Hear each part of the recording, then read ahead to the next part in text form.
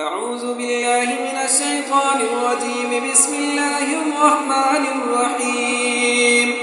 إذا وقعت الواقعة ليس لوقعتها كاذبة خافضة رافعة.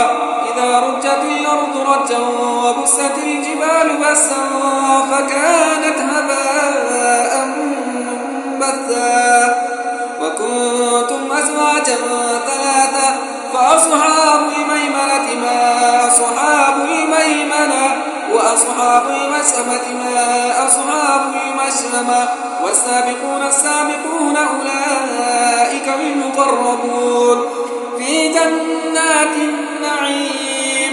ثلة من الأولين وقليل من الآخرين على سرر موضونة متكئين عليها متقابلين يطوف عليهم ولدان مخلدون بأكواب وأباريق وكأس من معين لا يصدعون عنها ولا ينزفون وفاكهة مما يتخيرون ولحم طير مما يشتهون وحور عين كأمثال اللؤلؤ المكنون جزاء بما كانوا يعملون.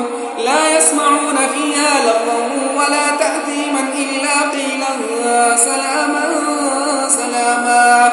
وأصحاب اليمين ما أصحاب اليمين في سدر مخضود وطلح منضود وظل ممدود وماء مسكوب وفاكهة كثيرة لا مقطوعة ولا ممنوعة وفرش مرفوعة.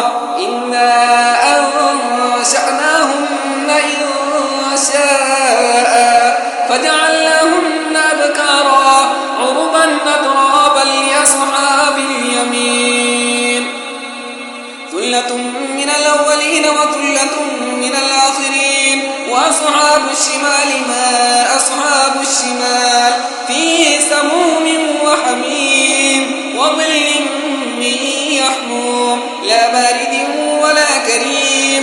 إنهم كانوا قبل ذلك مترفين وكانوا يصرون على الحنث العظيم وكانوا يقولون أئذا متنا وكنا ترابا وعظاما أئنا لمبعوثون أو آباؤنا الأولون قل إن الأولين والآخرين لمجموعون إلى ميقات يوم معلوم ثم إنكم أيها الضالون المكذبون لآكلون من شجر من زقوم فمالئون منها البطون فشاربون عليه من الحميم فشاربون شرب الهيم هذا نزلهم يوم الدين. نحن خلقناكم فلولا تصدقون أفرأيتم ما تمنون أأنتم تخلقونه أم نحن الخالقون نحن قدرنا بينكم الموت وما نحن بمسبوقين على أن نبدل أمثالكم وننشئكم فيما لا تعلمون ولقد علمتم النشأة الأولى فلولا تذكرون. أفرأيتم ما تحرثون أأنتم تزرعونه أم نحن الزارعون لو نشاء لجعلناه طابا فظلتم تفكهون إنا لمغرمون بل نحن محرومون. أفرأيتم الماء الذي تشربون أأنتم أنزلتموه من المزن أم نحن المنزلون لو نشاء جعلناه أجاجا فلولا تشكرون. أفرأيتم النار التي تورون أأنتم أنشأتم شجرتها أم نحن المنشئون نحن جعلناها تذكرة ومتاعا للمقوين فسبح باسم ربك العظيم. فلا أقسم بمواقع النجوم وإنه لقسم لو تعلمون عظيم. إنه لقرآن كريم في كتاب مكنون لا يمسه إلا المطهرون تنزيل من رب العالمين.